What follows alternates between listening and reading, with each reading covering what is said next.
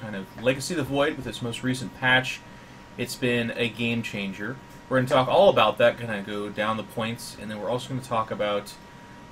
they released kind of an update post that patch with their thoughts on what they think about some other units and some other aspects of the game, namely the Swarm hosts, but also they talk about some other things as well. So we're going to kind of break it down. This is going to be a little bit of a longer video, which if you've been checking out my YouTube videos, you know I am certainly capable of doing. I actually also hilariously made the mistake of snacking on peanut butter pretzel bite things before this, so I don't know why I would do that before I'm about to talk a whole bunch, but my mouth is peanut buttered, which means I'm going to gurgle some words. But okay, let's just dive right into it. So, to roadmap, let's start off with a big patch. And if you kind of look it up, this is a little bit of old news, by the way. This came out just before I left, so about Thursday of last week. So it's been out for a few days. And to be fair, I wanted to give it a fair chance, play a couple of stream sessions with this, read up on some of the other people's thoughts. QXC put some thoughts out there. I know Jack Attack, as well as some others have really been vocalizing this. Of course, the community has as well. If you go to Reddit or Team Liquid, you'll see all kinds of discussion on the subject. I just want to throw my hat in the ring, so to speak, and open up the discussion on my own YouTube, and of course invite you to discuss this in my Twitch and on my Twitter, just namely in my direction. I'm very interested to see what you guys think about this. So first up, macro mechanics. Of course, this is the big hot button subject. Perhaps one of the biggest changes to StarCraft II, certainly amidst a game. Like, we're in the beta of Legacy of the Void, of course, so it's a little bit convoluted in how to describe this change. But as far as a beta goes, this is big. This is a fundamental change. So spawn larva is reduced to 2 per injection and set to autocast by default. Mule is removed. Chrono Boost is removed. So for Zerg, I feel like this is not necessarily a nerf. In fact, I don't think it was intended to be used. I think they've come out actually and said it. It is a buff in the sense that it makes Zerg a little bit less busy, and it is, of course, a lot more efficient for the average player. For the kind of lower skilled, all the way up until, pretty far up the totem pole there, getting just below the absolute gods of the games. You are probably missing injects. You are probably taxed by this action that is absolutely essential to the success of a Zerg. This is how they produce. This is not even just how they produce, but this is a big part of why they are good in the game. If they can't explosively produce something, then they have weaker, less cost-effective units than their Protoss and Terran brethren. Or not brethren, but counterparts in the game of StarCraft. So this was a little bit of a buff, but it was a tepid buff, and it was nice that Blizzard obviously didn't go overboard with this and make it just regular old inject, which would be 4 larva, set to automatically distribute amongst their bases. And just to kind of, I'm going to go bullet point by bullet point here, so I'm just going to finish the subject of spawn larva.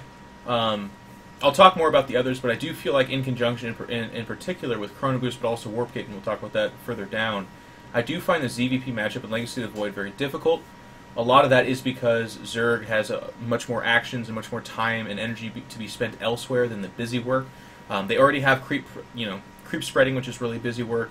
And then, of course, Overlords is kind of its own little metagame as well that's not nearly as intensive, but is a part of the game that Terran and Protoss don't have to labor on as much. Spreading Overlords, protecting them, thinking about, putting them in position to see choke points, scouting into bases at certain times, that kind of stuff. That's a whole different part of the game that, again, Zerg is spending their actions, thought process, and time on, whereas Terran and Protoss are not.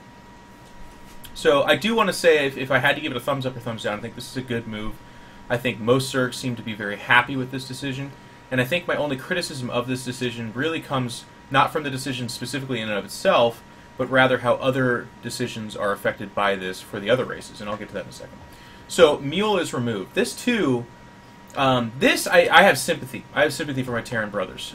This is a tough one, because on the one hand, you can look at it as, well, it saves energy for supply call-down and, of course, scans. Scans are very powerful in the game. It also gives you an argument that you don't need as many orbitals, because the benefit is not nearly as drastic, so there's going to be more planetary fortresses. Your third base could be a planetary fortress, whereas in the past, Terrans would never really dream in a competitive game of taking their third as a planetary fortress. So all of a sudden, it kind of changes things in that way, but it's a little bit like changing the size of the basketball hoop for a basketball game. Like, Terran have builds that are around dropping the Mule at a certain point in time. They have recovery styles of play that are based around bringing the mule. We've seen SCV shoves, right? Well, no longer can you possibly do that. That's just completely out the window. 100%. Oracle strategy, like all the harass strategies that are designated to slowing down the Terran, no longer slow them down, but chop them at the knees. So, is this imbalanced? Is this bad? I think it's too early to say. Is it severe and extreme? Absolutely. I do believe Terran has to think about this game differently. I do believe Terran has to play this game differently than they did in Wings of Liberty and Heart of the Storm. So, those kind of fundamental shifts really rock the boat. And I'm not saying this necessarily in a negative way. I am saying this has got to be very frustrating for Terran players who have put in tons and tons of time, and years perhaps for some, of gameplay, only to have it on some level reset at this point in time. Obviously not a complete reset, but in many ways there's a large reset occurring here. So it's a little bit of a clean slate. Again, I'm mildly excited about this because it does mean that we play against Terran differently. It means Terran gets played differently. But I do have to say, objectively, it is a nerf on some level. To the varying degrees, we're not sure yet, but mules were very powerful. To not have access to them, of course, is just going to be more challenging. And then last, there's Chronoboost. Chronoboost, a lot like the mule, but not nearly as severe, is also a cornerstone aspect of Protoss. I'm doing a critical tech, like an Oracle, a proxy Oracle. Well, I need it to get out as fast as possible, otherwise the window of opportunity for it to do the damage it needs to do to justify the cost and the risk is gone. I mean, and that's just an example, but those kinds of examples across the board. Oh gosh, I'm under attack, warp in a round of units, Chronoboost them to get them out faster. It's a desperation time. Noni, in particular, a good friend of mine, and someone that you guys I'm sure have heard of, has been blogging and talking about how variety is a part of Protoss gameplay through Chronoboost, and I think it's a really interesting thought pattern. I, of course, won't steal his ideas. You should just kind of Google or search, if you're a StarCraft person, for Noni, who has put this out there in the interwebs. It's on Reddit right now, but I'm sure he's tweeted it or it's on Team Liquid as well. For me personally, this was also one of those fundamental changes to Protoss that was really hard for me to wrap my head around. A lot of the strategies that I did not know were so reliant on Chronoboost are now all of a sudden gone. So that's to state the obvious. I think the struggle here and why you're hearing a lot of frustration in the community is because this, again, is just something where you're just completely reworking your brain. This is like something that was built into your muscle memory and was a part of your gameplay that you've been working on since Wings of Liberty. So we're talking about 5 years now. I believe so. Actually, now that I think about it, they might have implemented Chronoboost a little bit after that. But I think Chronoboost was in there from the beginning. I digress. The point is, it's been very difficult to kind of figure out how to go about this. Now, as an overarching kind of final thought on the macro mechanics and where they're at right now, I am, of course, as a no longer practicing pro gamer and just a StarCraft 2 personality, as we would say, I don't have as much invested in this, so you're going to see some of those pro gamers out there that are going to have very hyperbolic and extreme responses. Please understand that this kind of calls for it. This is a gigantic fundamental shift in how we play StarCraft. I would like to submit that we do not know if it's good or bad. Is it frustrating? Is it tough? Is it tiring? Is it taxing? Is it complicated? Is it strange? Yes. Yes to all, of course. But do I sit here and look you in the eye and objectively say this is bad and the worst thing that could happen in StarCraft? No, I cannot say that. The first day I played this, it was very frustrating. I immediately got a headache. I was mad. I was more pissy of a streamer than I normally am. The second time around, I started off the same way. And then over time, as I kind of shifted my builds and moved away from what I thought I knew, I wouldn't say I got excited, but I was rewarded for different gameplay. You can no longer play StarCraft 2 the way you thought you did, because the macro mechanics have been reworked. So this is, of course, an open discussion. It's not been closed, and we're very early on in the inception of these changes, so I invite you guys to kind of submit your thoughts as well, and I reserve the right to come back to this and talk about it later, of course. So let's move on. Due to the Chronoboost removal, we're also adding the following buffs to help Protoss in the early game. 1. Warp Gate research time reduced 140 to 160, or from 140 to 160. No, reduced to 140. Yeah, okay. It's 140 now. Disruptor build reduced to 50 from 60. Added 1 additional supply to the Nexus. I'm not going to spend too much time on this. Across the board, shorter Warp Gate research time is an absolute necessity given what had happened in We'll talk about something in a second here. Disruptor going down in build time, okay. It wasn't, 1 minute wasn't like super intensive, but it's nice to have it out a little bit faster. And then 1 extra supply in the Nexus, that's actually been quite nice. Very subtle, but nice. And that's, again, a nice little touch to the dev team over at Blizzard, and of course the people working on Legacy of the Void. I really like some of these subtle changes they've made that have not even had gigantic impacts on StarCraft, but made it a little bit more seamless. And I think these three are pretty nice little ones that are good. Moving on. The Cyclone, anti-air attack reinstated, but damage is reduced. Damage against ground units is reduced. Removed current upgrades and replaced with one which greatly increases lock-on damage against both air and ground units. Across the board, I think this makes the Cyclone a little bit better. My pessimism on the Cyclone is I don't find it particularly interesting. I don't like the unit animation. I don't like the style of it. I think it's a weak attempt at something like a Vulture, but it requires less micro and it's just all around pretty good. It shoots air, shoots ground, has long range, locks on, so it's just kind of like a Phoenix in the sense that you don't have to super carefully micro it. I got a little bit deeper than I should have. This is good. The Cyclone has it kind of disappeared after they nerfed it. With these buffs, I anticipate we'll see a little bit more of it.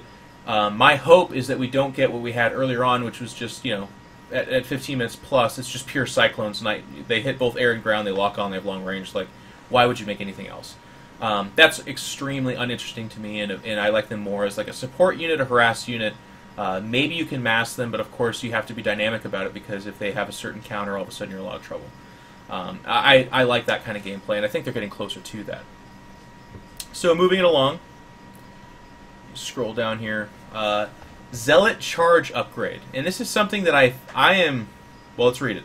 Speed bonus is reset to Heart of the Swarm level, so they're just back to Heart of the Swarm. This is what we know in terms of their speed. And charge deals 30 damage on hit. This is fantastic. In practice, this has had a huge impact. 5-6 charge lots, nailing a structure at one time, or a wall of units is devastatingly powerful. And I think they actually hit the nail on the head in terms of the damage. 30 is really high, but not too terribly high where it's absolutely ridiculous, where 6 or 7 of them one-shot a command center or something like that. Nothing silly. But I do like that they're experimenting with the Zealot and trying to give it some anonymity. No, that's not the word I'm going for. Some uniqueness, some personality. One of the biggest complaints about the Zealot right now is that with the Adept as a core unit, why would you ever go Zealot? What role do they really function as? So they're going to address that as well in the update. I'm going to talk about that more towards the end of the video, but for right now I can just tell you the explosive damage of the Zealot really feels nice, and it's also kind of cool with the unit itself. This is obviously a buff, there's no way around it, and it's just, again, as far as a melee charging unit, I mean, what can you really do with that? This is a really cool thing. I didn't want some kind of mini immortal shield or, a one-time jump ability. All of that, nah. I like the idea of them slamming into something and dealing mega damage. I think that's pretty cool. This is perhaps, for me, the biggest one. Warp Gate. Warping in at pylons takes 16 seconds. Pylon power is buffed when touching a Nexus or a Warp Gate. Warping in takes 2 seconds in this case. So from 2 seconds to 16. Now, if you haven't had a whole lot of time or opportunities to either see this implemented or play with it yourself, it is night and day. 2 seconds is extremely fast. 16 seconds is an absolute eternity. Coupling that with in Legacy of the Void, how you take more damage when you're being warped in, if you make the mistake of oh god, I need to have units here, and your mind's still thinking Heart of the Swarm like mine has been, and you spam out 8 stalkers, they actually will just 100% die for free. Like I did it today, I had 5 Mutilus harassing a natural, I warped in on the wrong pylon, all stalkers just got annihilated. They're taking extra damage, and they take 16 seconds to warp in. It is horrific. The bigger picture thing here for me is that so much of Protoss gameplay revolves around feinting aggression or actually doing aggression, and a lot of that is taking advantage of the mobility of Protoss production. Certainly it's not the units, they're very slow. That's why we need recall, is to get back home when our feint either worked or it wasn't a feint, it was a real attack, but we had to retreat, etc. With warp-ins going in the way they are, for the large part, all of that's gone. I at first read it as it needs a gateway on the pylon. I was like, cool, I'll just proxy a pylon and throw a gateway down. No, it needs a warp gate. Which isn't the biggest of deals, of course. It just means that a lot of that early aggression, where you just get a gateway, you throw it on a pylon and boom, you need in sync with your 4 gateways for some kind of timing attack. No, that's not nearly there. Also, you're doing 150 mineral more investment towards those proxy pylons, which are supposed to be fairly disposable, right? A large part of Protoss gameplay isn't having one mega important proxy pylon, it's having several. That way, if they find one or two of them, okay, I've got a third one. But if you're trying to put a gateway at every single pylon, you're more than doubling down on that investment, and of course that starts to tax the Protoss player. So it becomes something you just simply cannot do. So at this point in time, I can just tell you through gameplay, I'm having to shift my mindset as a Protoss player. No longer am I relying on flimsy proxy pylons out on the map where I can, warp into D tier 2, or have a Templar for a feedback, or reinforce an aggressive Blink Stalker force that's out there. All of a sudden, I'm starting to think about my pylons a lot more critically, having them touch Nexi or gateways inside my base, spreading them out so I have more super-powered pylons so I can warp in. 2 seconds, the nice thing about that is it is more than twice as fast as the previous warp in, so that does mean you are rewarded for those proton placements, the pylon placements, excuse me, inside your main base, and this of course allows you to, in many ways, defend more easily. With Blink Stalkers, which is still like the primary core unit of Protoss, a lot of times, if you're pretty smart about where you put your pylons, you can warp in and reinforce fairly rapidly. It's just, the biggest thing for me is, again, rethinking the way we play Protoss. Not having that ability to warp in 6 Zealots over here at this pylon and attack that hatchery while they're moving across the map is incredibly difficult. So, one of the things that I believe is not actually mentioned here, and it might be mentioned in the notes, but we don't need to read that deeply, the Warp Prism remains one of the absolute best way to warp in units. It acts as if it is a supercharged pylon. So, what I've found in my gameplay, Protoss versus Protoss, Protoss versus Terran, and Protoss versus Zerg, the last two, of course, being the more important ones for this facet of gameplay, is I almost always rush to Robo. I get the Robo out, or the Warp Prism out, and I use that as my proxy pylon. And this is something that since the beginning of Wings of Liberty, Protoss should always have been doing anyways. We've always said that. Warp Prisms have always been mega powerful, always awesome, micro-intensive, but defensible enough, fast enough that they don't have, they're not just like, oh, I found it, it's dead. It's more, they have the ability to survive, and they reward a tactical and skilled player. And that is doubly true in Legacy of the Void with the increased range for its warp-in pickup and drop-off. So, today, with playing with that more, I found a lot more success for myself, rewarding gameplay, and all of a sudden, I'm starting to kind of drink the Kool-Aid that David Kim and friends were kind of stirring about when they did these nerfs. I still do think Protoss Warpgate being nerfed is a very large nerf, and it's still very difficult for Protoss, which was already, in my opinion, the weakest race in Legacy of the Void. But I have to say, kind of forcing us to go the Warp Prism route is... It's like your parents yelling at you to eat broccoli and eat your vegetables at the dinner table. You might not enjoy the process, and maybe you were more excited about that pizza, but when you're forced to eat your vegetables, you do benefit from that. And I think being forced to use the Warp Prism is a lot like that in this way. And that's part of the reason why, if I would have made this video last week, I'd be lambasting Blizzard and these changes and saying they're completely broken and balanced and Protoss is unusable. But today, after a little bit more experimentation, coming into my comfort zone with the rethinking of how we play it, and then being forced to use the Warp Prism, I can tell you there's some sense here, and the future is not nearly as bleak as I thought in the past. Rapid Deployment Medevac upgrade removed, not a super big deal. They just kind of gave it a new upgrade where it increases the duration by 50%, so they boost 50% longer. Fine. I think we can all agree that's a buff to Terran. Is it needed? Is it not? We'll have to wait and see. But taking out the mule means that Terran did need something. I think we could all agree on that. Disruptor redesign. This is going to be the last thing we talk about with this mega patch, and this is a big one. The Disruptor started off with a bigger radius. That was too powerful. They shrank the radius. That was too weak. The Disruptor itself, I'm not super excited about, I think, as a unit. I don't want to use the word gimmicky because it's becoming a little bit of a lightning rod word for Protoss, in Legacy of the Void in particular, but I will tell you, it was really hard to make work. They had to nerf its gas from 300 to 200 in terms of cost. It's building a lot faster now.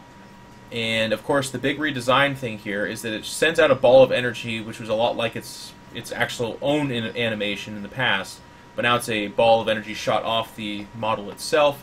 You target something, you attack it, but then once the ball is discharged, it can actually be controlled. The energy ball blows up after a few seconds, dealing high damage. Disruptor invulnerable removed.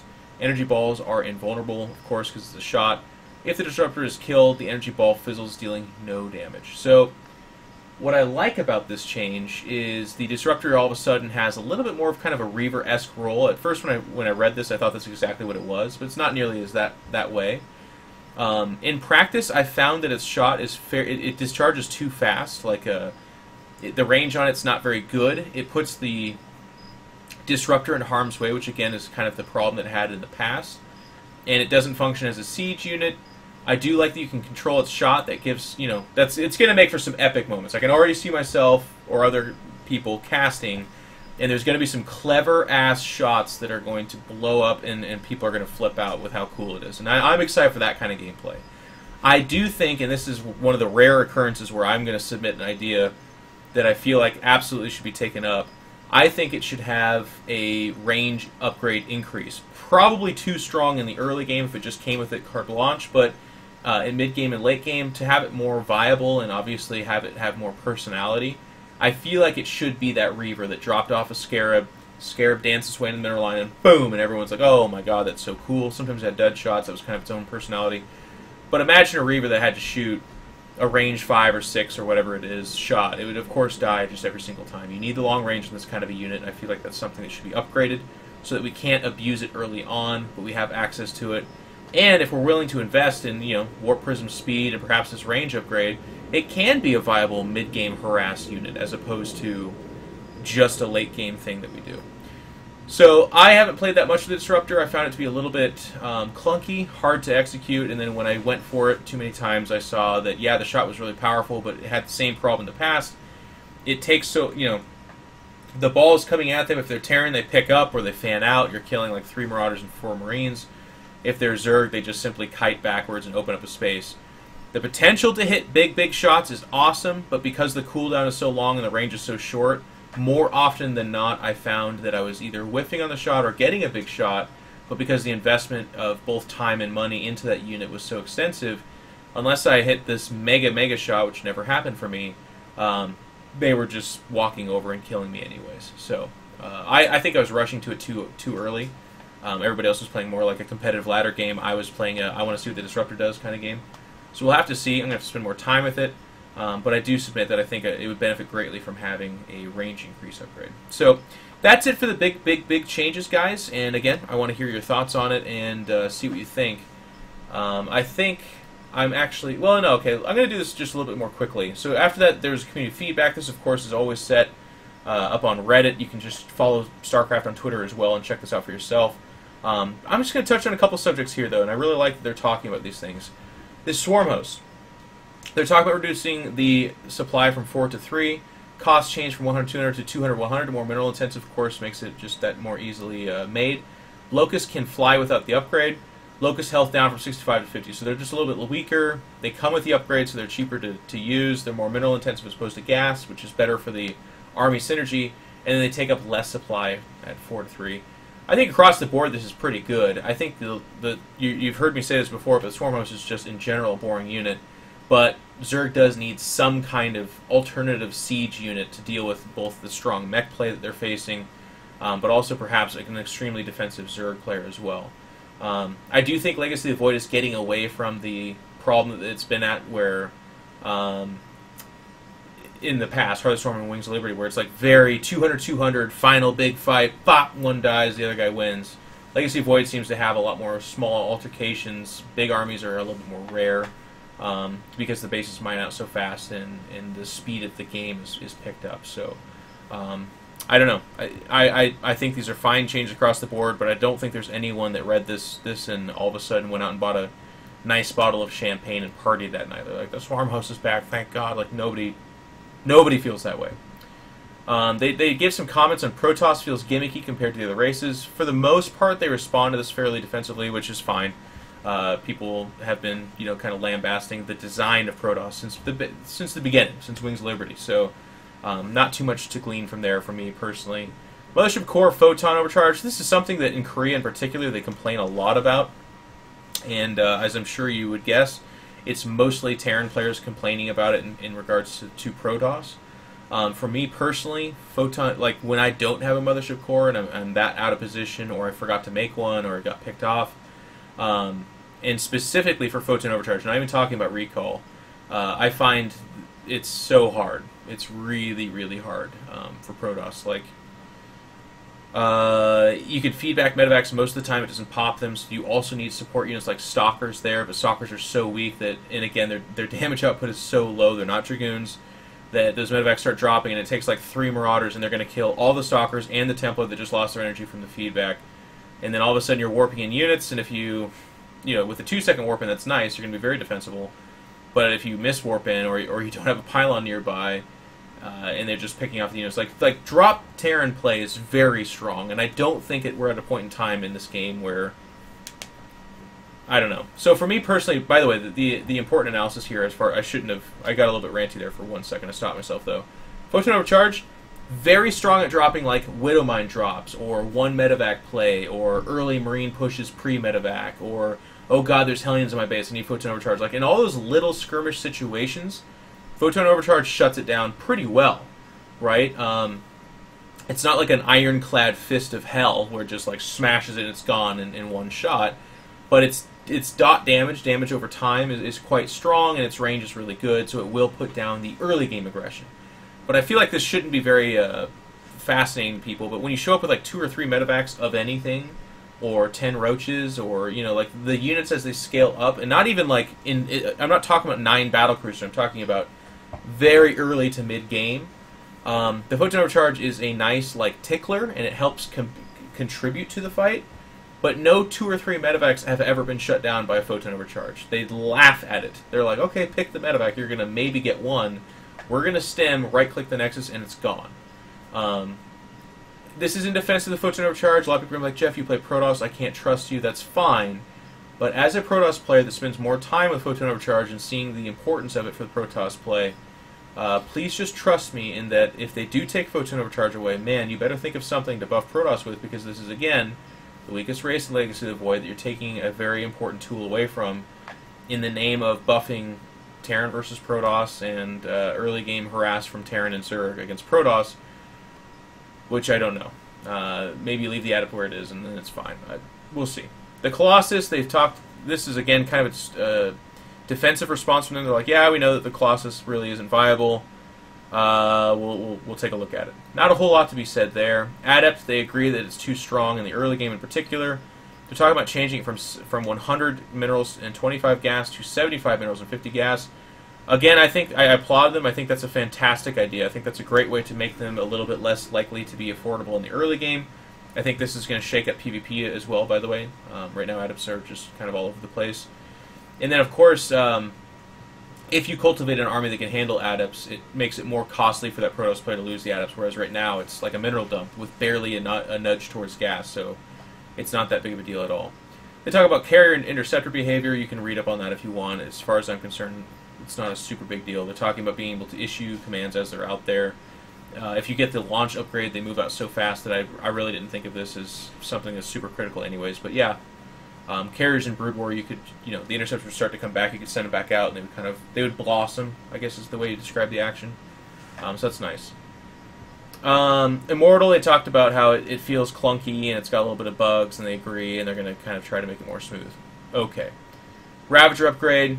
They're talking about coming up with a Ravager upgrade that increases the range from 9 to 13. This is very specifically to deal with mech play. I think this is a really cool idea, but you really have to make that upgrade either expensive or, I don't know, maybe even Hive required or something. It has to be down the road. It cannot be early game. Zergs are already revisiting the Ravager and using it quite often in Legacy of the Void right now, and it does not feel weak.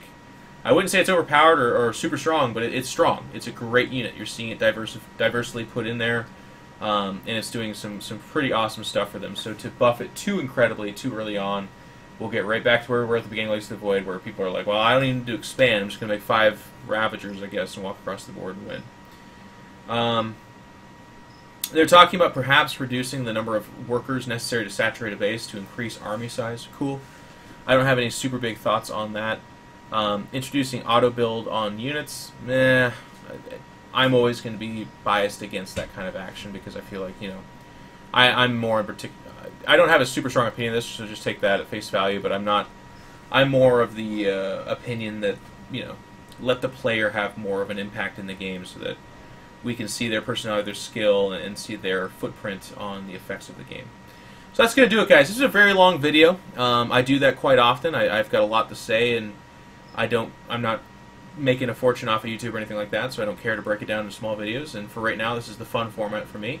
Sorry for the big hiatus. I was just being lazy about YouTube, but as I see fit, I'll come back and make some more videos, and hopefully you guys will enjoy them. If you do, make sure to subscribe. It's a cool way for me to perhaps get more excited about making YouTube content and looking at it as something that I should take more seriously. Hope you guys enjoyed it. I'll talk to you soon, and get out there and play that Legacy of the Void. That's the big thing right now, right? Love it, hate it. It is in beta, and your opinion is worth something in shaping the future of StarCraft, and hopefully giving Blizzard enough feedback that we can all be excited and proud of, okay? So thank you guys so much. I hope you have